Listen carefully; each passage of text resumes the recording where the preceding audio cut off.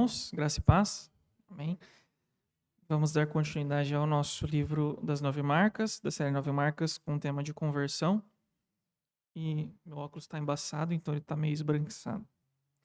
Nós vamos continuar com a aula anterior, onde nós paramos ali falando sobre o que significa sermos cristãos santos. Então, nesse último parágrafo, o autor tinha destacado que não significa que nós somos melhores que os outros e nem que nós devemos adotar uma atitude de superioridade. E nem também significa somente obedecer regras. Mas o cristão, ele é santo por 3 motivos. E hoje a gente vai falar sobre 2 deles. Então, o primeiro motivo que ele coloca sobre o que significa ser um cristão santo é porque ele foi separado. E o segundo motivo que nós vamos ver hoje é porque nós somos separados para um novo Senhor. Então, a lição de hoje ela inicia falando sobre ser santo é ser separado. Ele começa citando o que Paulo escreve aos Colossenses e como Paulo faz uma comparação ou uma analogia à circuncisão. Em Colossenses 2, de 11 a 4. Vou pedir para colocar para que a gente possa estar lendo Colossenses 2, dos versos de 11 a 4. Os irmãos podem ler, por favor?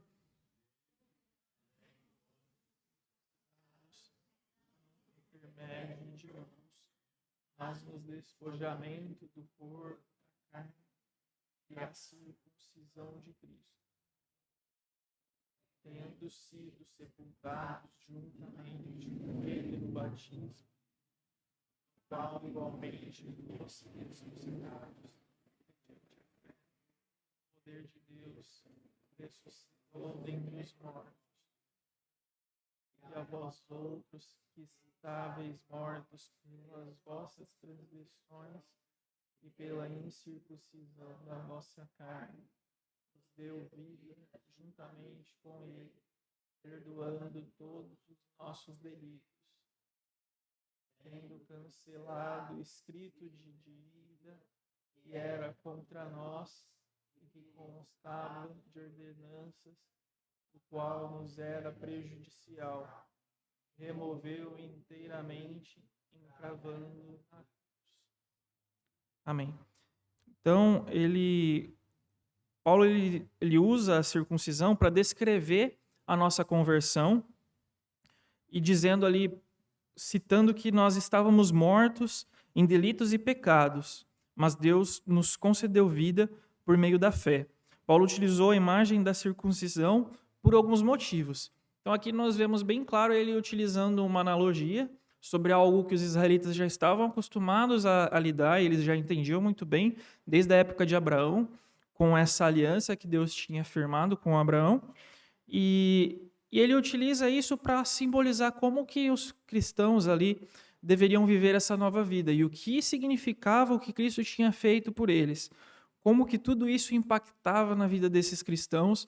Então essa analogia com a circuncisão para eles fazia muito sentido, e Paulo sabiamente usou isso para demonstrar tudo aquilo que o evangelho trouxe de novo com a vinda de Cristo e com a chegada do evangelho. Então o autor também fala, no Antigo Testamento Deus separou Abraão e seus descendentes para um relacionamento especial com ele por meio de uma aliança. Também com isso lhe deu um sinal de aliança, a circuncisão. Está ali em Gênesis 17, 11. A circuncisão indicava que eles eram separados para serem utilizados por Deus e ser postos debaixo da bênção de Deus. Ou seja, Deus chamou Abraão para uma aliança, fez ali uma promessa, e a partir disso a circuncisão passou a ser um símbolo dessa escolha, desse povo separado. E permanecer incircunciso significava estar fora dessa relação de aliança com Deus. Então, basicamente, era uma coisa que separava o povo, ou seja, quem era circuncidado e quem não era. Isso era algo que deixava explícito para todo o povo, ou seja, quem era circuncidado sabia que ele já estava marcado na carne, já estava marcado fisicamente como alguém separado, alguém que tinha uma aliança com Deus. Então, algo que ficava muito fácil de se identificar na própria pessoa, que ela havia ali sido circuncidada e que aquilo significava para aquela vida. No Novo Testamento, então, Paulo faz essa analogia, e assim como os descendentes de Abraão foram separados para Deus para serem santos, todos os cristãos que estavam unidos a Cristo foram também separados por ele. Então, esse paralelo que Paulo traça significa basicamente a mesma coisa, ou seja, da mesma forma que a circuncisão simbolizava ali para Abraão e seus descendentes uma separação, também aqueles que estavam ligados com Cristo, unidos a Cristo, foram separados por ele. E aí, o que significa ser separado? Para Israel, no Antigo Testamento, isso era apenas o começo. Então, havia uma série de coisas que o povo de Israel havia e fazia e praticava que tornava eles um povo diferente, que mostrava essa separação, que mostrava como eles agiam e se vestiam. Então, aqui o autor ele cita que eles também utilizavam roupas diferentes de outros povos, uma alimentação diferente, enfeite de paredes e portas diferentes nas casas e até mesmo um corte de cabelo diferente. Então ele até brinca aqui, né? Você imagina chegar um israelita no barbeiro e falar: eu quero o corte da santidade porque eu sou israelita. Então tinha toda aquela coisa que quem via identificava o povo de Israel como um povo diferente. Desde aquela época já se tinha todo um costume, assim como hoje nós vemos várias culturas que a gente identifica de longe pela forma de se vestir, ou pela forma de alimentação, ou pela forma de dança, de conversa, sobre respeito, algumas culturas mais respeitosas, outras menos. Então, isso identificava Israel como um povo separado por Deus desde aquela época. E isso era visível para o mundo. Então, em outras palavras, a intenção era que o caráter separado dos israelitas, iniciando com a circuncisão no 8º dia, se manifestasse para o resto da vida e na vida como um todo, de forma visível para o mundo. Então, a gente destaca a circuncisão porque era um ato ali que iniciava, né, a partir ali do 8º dia, o cristão ali, o israelita, era circuncidado e fazia parte da aliança. Então, isso era o inicial. Mas depois disso, toda a vida e durante a vida inteira, existiam atos, existiam gestos, existiam situações em que o israelita ele se destacava, ele era visto como alguém separado. Então, para eles, a intenção era que esse caráter de separação fosse visto e demonstrado durante toda a vida. E isso era bem nítido na cabeça e na sociedade daquela época. Já para os cristãos do Novo Testamento, seu caráter separado não é algo físico. Então, Jesus veio e o que Paulo está falando aqui, tudo isso para Colossenses, é algo que não é físico, apesar da comparação. Ele é muito algo mais espiritual do dia a dia, desse novo nascimento, do que algo como uma circuncisão, ou roupas, ou enfeites, ou alimentação. Entretanto, o autor destaca que precisa se manifestar cada vez mais na vida como um todo, também durante todos os dias, de forma visível para o mundo. Ou seja, da mesma forma que no Antigo Testamento isso tinha um simbolismo e um porquê de acontecer, e o plano de Deus para essa situação também existe para depois disso no Novo Testamento. Então, mudou-se a forma como é feito, mudou-se a forma como isso é separado por Deus, como isso é caracterizado, mas não se mudou a intenção. Então, a visibilidade da vida cristã, de como uma pessoa separada por Deus deve acontecer dentro de uma sociedade, ela ainda precisa acontecer de forma manifesta. As pessoas devem observar a nossa santidade em nosso modo de viver, ou seja, em tudo aquilo que nós praticamos. Elas devem conseguir perceber que nós somos separados. Paulo faz uma transição quase imperceptível ali do evangelho e da nossa circuncisão espiritual em Colossenses 2 para o modo em que devemos viver em Colossenses 3. Agora nós vamos ler Colossenses 3 de 1 a 14, se os irmãos puderem colocar. Então, podemos ler novamente, irmãos? Se fostes ressuscitados justamente com Cristo, buscai as coisas lá do alto, onde Cristo vive, assentado à direita de Deus. Pensai nas coisas do alto, não nas que são aqui da terra, porque morreste e a vossa vida está oculta juntamente com Deus. quando Cristo, que é a nossa vida, se manifestar, então vós também sereis manifestados com ele em glória. Fazei, pois, morrer a vossa natureza terrena, prostituição, impureza, paixão, desejo maligno e a avareza, que é a idolatria. Para essas coisas é que vem a ira de Deus sobre os filhos da desobediência. Ora, nessas mesmas coisas, mas no outro tempo, quando viveis nela. Agora, porém, desposai-vos igualmente tudo isso: ira, indignação, maldade, maledicência, linguagem obscena do vosso falar.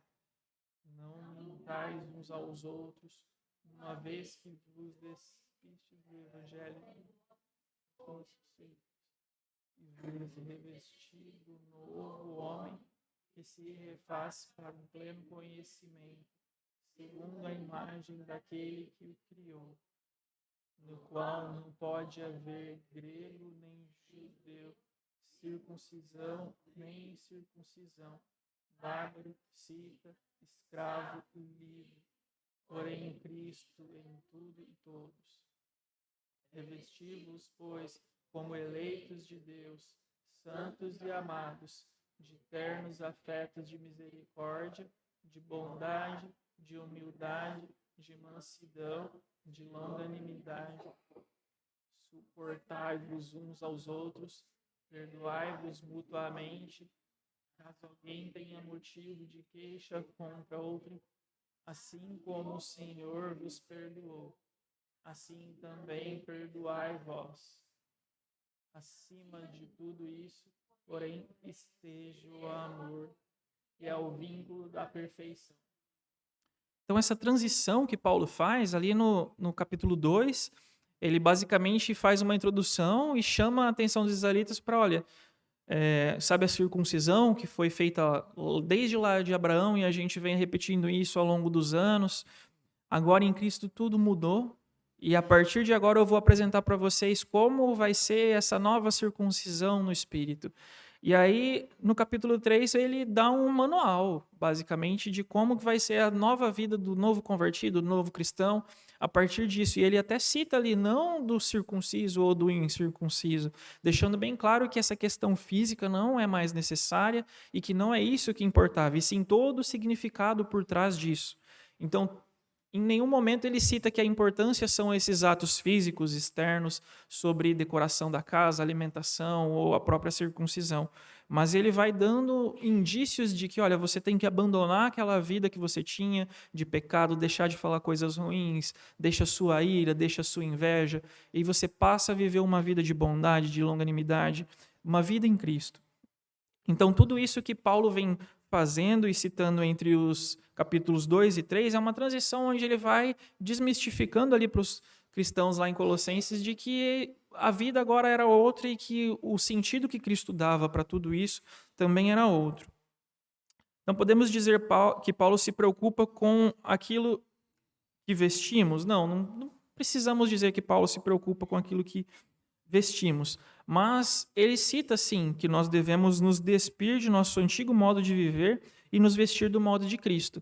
Então, quando existia essa simbologia de que os cristãos, os israelitas da época de Abraão, colocavam outras vestes, era realmente essa troca, essa forma de se despir do velho homem, das velhos costumes, e se vestir de forma diferente, com uma forma separada.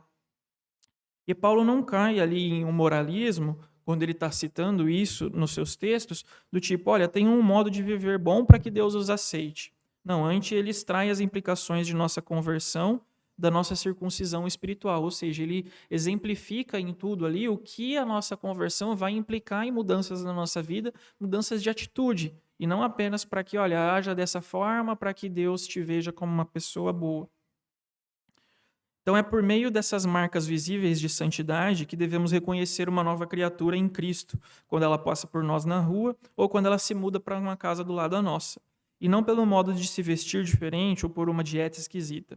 Então, muitas vezes as pessoas conseguem identificar cristãos nas ruas, evangélicos, pessoas que frequentam uma certa denominação pelo modo de se vestir, ou seja, características físicas que de longe você olha e você consegue identificar, olha, essa pessoa é da Assembleia de Deus, essa pessoa é um testemunho de Jeová.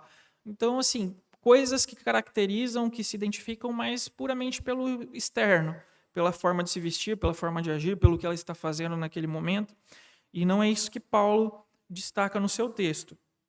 O que identificará uma pessoa verdadeiramente cristã no seu dia a dia é o seu caráter de vida, ou seja, é aquilo que ela faz, o que ela demonstra, como ela fala, como ela age. O cristão ele não vive desse modo que aprendeu lá no Antigo Testamento. E ele não aprende a amar a si mesmo, mas ele aprende a amar a Deus porque Deus mudou a sua natureza. E ao mudar a sua natureza, Deus o separou para si, tornando um cristão, ou seja, tornando uma pessoa santa. Então, essa mudança de natureza, quando Deus compra o cristão para si, é o que vai fazer essa mudança toda na vida da pessoa, e aí todas essas questões que nós vimos Paulo expor vão estar acontecendo também na vida do cristão. E ele coloca, então, qual que é a diferença da nossa cultura de terapia ou de cura e a santidade bíblica? Então, na aula passada também nós falamos sobre essa cultura terapêutica, que é aquela forma que as pessoas têm se tratado hoje em dia de, olha, tá tudo bem, tudo é normal, você precisa se aceitar como você precisa entender os seus problemas, procure o autoconhecimento para que assim você se aceite e para que você se encaixe na sociedade. Então, o autor pergunta qual que é a diferença, né, dessa cultura de terapia e a santidade bíblica.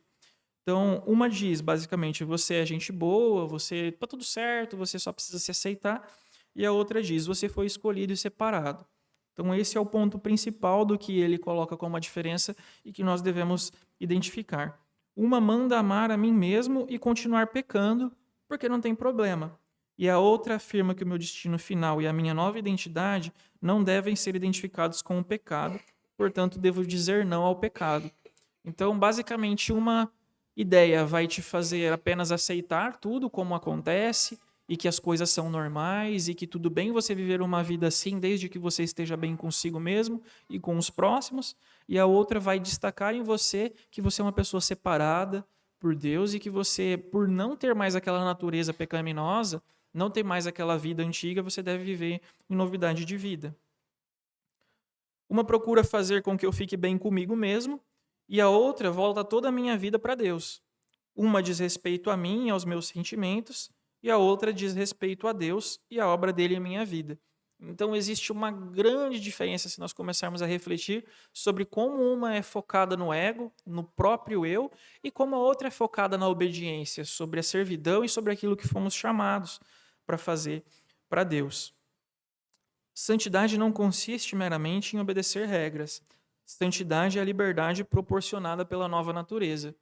Então, aqui o autor toca num ponto muito interessante, porque nós aprendemos e nós sabemos que nós éramos escravos antes de sermos comprados por Cristo. E as pessoas no mundo inteiro confunde isso como, olha, você se tornou cristão, agora você vive uma vida toda regradinha, você não faz isso, você não faz aquilo, você tem que ir para a igreja, você tem que orar, você muda o seu jeito de falar, muda o seu jeito de vestir. Parece que a pessoa entra numa forma e assim, pronto, vestiu uma roupa de cristão. Mas é exatamente isso que a gente está conversando aqui, que não é isso que vai moldar e que vai demonstrar que uma pessoa é cristã.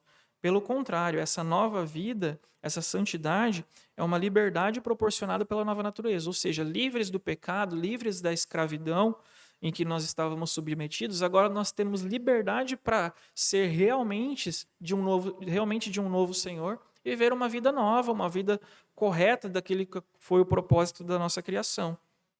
Então, isso é algo que nós precisamos destacar e mostrar para o mundo. Não é algo que, a partir do momento que nos convertemos, nós vivemos debaixo de regras. Sim, nós entendemos aquilo que Deus colocou para nós e aceitamos agora com essa liberdade que podemos, em Cristo, meramente cumprir algumas regras para que nós possamos, cada vez mais nesse processo de santificação, nos achegarmos a Deus, mas apenas pela imagem de Cristo e pelo ato de Cristo na cruz é que nós somos capazes.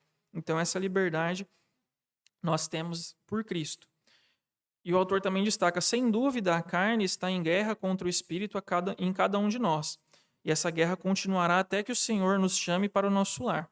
Então, assim, é óbvio que nós todos ainda temos essa peleja dentro de nós, entre carne e espírito, com um novo nascimento, e isso vai permanecer até que Cristo volte.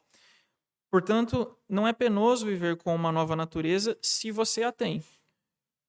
Penoso é viver de acordo com uma natureza que você não tem.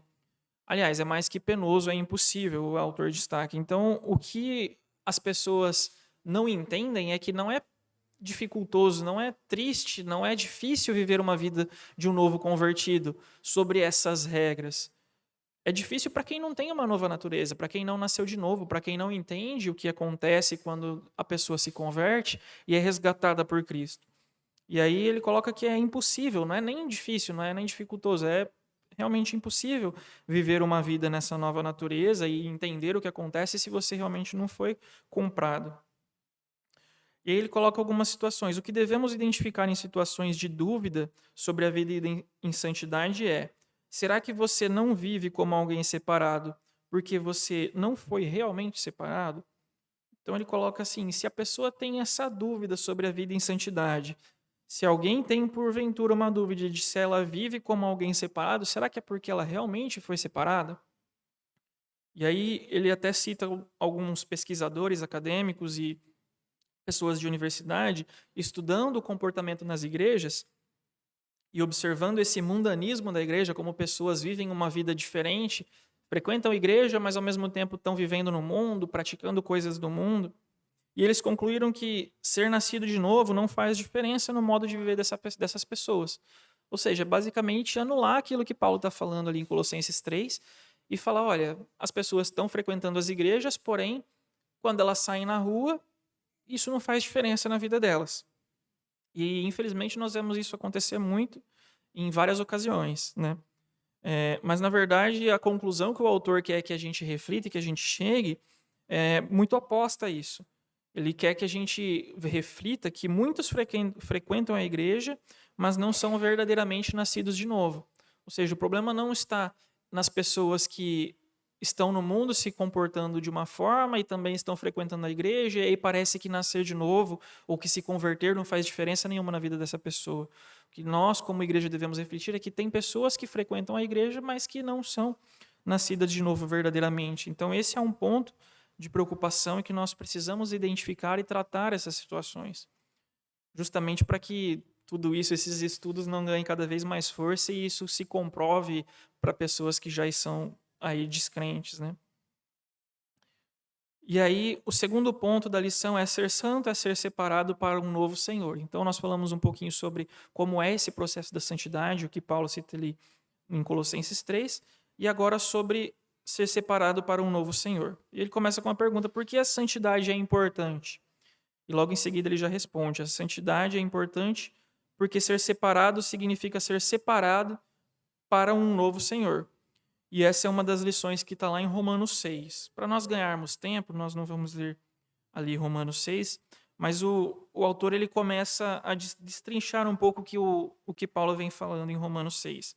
Então, Paulo começa o capítulo com uma pergunta: que diremos então? Permaneceremos no pecado para que a graça aumente? Isso ele diz ali no verso 1.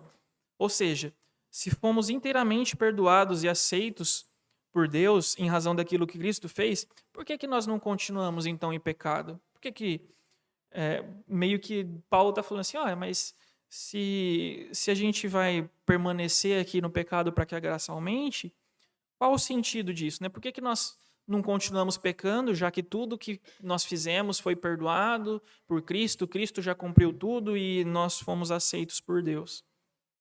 Então, para começar a responder, o próprio Paulo ele aponta para o nosso batismo. Ou seja, fomos sepultados com Cristo no batismo e ressuscitados com ele dos mortos. Isso ele diz ali no verso 2 a 5. E em seguida ele explica que antes nós éramos escravos do pecado, pois a nossa natureza nos dominava. E essa natureza era corrompida pelo pecado. Portanto, o pecado era o nosso Senhor. Então, essa pergunta diz, olha, por que nós então não podemos só continuar a pecar, já que Cristo cumpriu tudo ali, estamos perdoados, aceitos por Deus e está tudo bem? Justamente identificando por isso, fomos mortos e sepultados com Cristo no batismo e ressuscitado com Ele dos mortos. Então, nós mudamos da escravidão do pecado para a graça de Deus. E ali fomos libertos da nossa escravidão, e isso nos trouxe essa novidade de vida. Portanto, essa atitude de não permanecer em pecado é porque nós não permanecemos em escravidão do pecado. O pecado não é mais nosso Senhor, ele não nos domina. Nós temos um novo Senhor e somos capazes agora de atender ao chamado desse Senhor e cumprir a vontade desse Senhor em Cristo. Agora, porém, nosso velho homem está morto. Deus nos deu vida em Cristo, vida comprada por um preço. Isso significa que agora temos um novo Senhor e a nossa vida segue um novo modelo definido por Ele. Então, a partir do momento em que Cristo morreu na cruz, pagou o preço pelo nosso resgate, essa vida não nos pertence mais. Separados, mortos para o pecado no batismo, ressuscitados com Cristo, pertencentes a um novo Senhor. Então, a partir desse momento, a nossa vida deve ser moldada e seguir os moldes e os planos desse novo Senhor. Quando estava na terra, Jesus não serviu ao pecado, mas serviu a Deus. Por amor a nós, ele morreu para o pecado e viveu para Deus. Paulo destaca isso também ali no verso 10. Antes, nós oferecíamos nosso corpo a serviço do pecado, como instrumentos de iniquidade. Agora, porém, como um povo trazido da morte para a vida, oferecemos a nossa própria vida a serviço de Deus, como instrumentos em suas mãos para a justiça. Paulo cita ali no verso 13. Então, portanto, a santidade é importante porque ela revela quem é o nosso Senhor, qual a importância da santidade na vida do cristão. Ela vai mostrar quem é que realmente é o dono da nossa vida. Então, é isso que a gente vinha falando sobre as atitudes, sobre o novo modo de viver, sobre como se identifica um cristão verdadeiro na rua, na vizinhança. A santidade ela vai mostrar quem que é o Senhor daquela vida, quem que é o dono daquela vida. Por que aquela pessoa vive daquela maneira? A nossa vida não valida o mundo, mas o contradiz, e o mundo não gosta de ser contrariado. Ou seja, isso tudo vai começar a entrar em choque. Essas pessoas vão começar a perceber que a nossa vida não está de acordo com os padrões do mundo. Voltando para esse evangelho terapêutico que a gente falou há um tempo atrás, nele Jesus veio para preencher o vazio em nosso coração. É isso que esse evangelho terapêutico tenta pregar. Já no evangelho bíblico, ele veio para estabelecer o seu senhorio sobre a nossa vida. Então, existe uma diferença gritante, né? No evangelho terapêutico, onde as pessoas tentam tratar tudo com normalismo, com moralismo e com situações mais brandas, olha, você precisa que Jesus preencha esse vazio que você tem no seu coração. Não, no evangelho bíblico, Jesus ele veio para estabelecer o seu senhorio na nossa vida, para estabelecer o reinado de Deus na nossa vida. E a partir disso, nós passarmos a viver em novidade de vida e assim realmente sermos novas criaturas. E essa lealdade, ela deve ser visível. Jesus disse de modo muito direto em Mateus 6:24. Ninguém pode servir a dois senhores, pois odiará a um e amará a outro, ou se dedicará a um e desprezará a outro. Então, basicamente, essa lealdade ela deve ser evidente na vida do cristão, porque não tem como o cristão nascer de novo e continuar tendo dúvidas sobre como ele está servindo, a quem ele está servindo. E o autor destaca que se você é um verdadeiro cristão, sua lealdade a Cristo se manifestará em sua forma de usar o seu dinheiro, o seu tempo, o seu corpo, a sua carreira, a sua casa. Então, a sua vida vai refletir esse novo senhorio, esse novo nascimento. A santidade que Deus proporcionou a você através do sacrifício de Cristo vai ser manifesto em todos os seus atos. E por último, para a gente encerrar a aula, o autor destaca que a lealdade a um novo Senhor não é um ato realizado de uma vez por todas. Ou seja, você foi batizado, olha, eu sou leal a Deus e acabou, não erro mais, eu estou pronto, Cristo pode voltar, que está todo mundo bem. Não é assim, é uma decisão continuamente testada e renovada. Por isso o autor até ele incentiva que nós frequentemente leiamos Colossenses 3 para que a gente possa identificar tudo o que está acontecendo ali, tudo que está sendo descrito, para que a gente realmente recobre essa lealdade. E ele faz até uma analogia, como um soldado que jurou lealdade quando se alistou, mas que renova esse compromisso cada vez que bate continência a um oficial. Assim é como um cristão. Ou seja, ali no batismo nós firmamos esse compromisso, essa lealdade a um novo Senhor, mas durante a nossa vida frequentemente nós somos testados, postos à prova, e essa lealdade ela precisa ir sendo mostrada nas nossas atitudes. Como em cada vez que nós vamos fazer alguma coisa ou demonstrar o nosso amor pelo próximo, nós vamos ali realmente comprovar se tudo aquilo que aconteceu no batismo está dando frutos nas nossas vidas. Então ele termina citando, ali estamos no batismo, e Romanos 6 diz que precisamos considerar diariamente o significado do nosso batismo, o estarmos mortos para o pecado e vivos para Deus em Cristo. Amém, irmãos? É basicamente isso. Na próxima aula temos mais um ponto para fechar esse capítulo inteiro.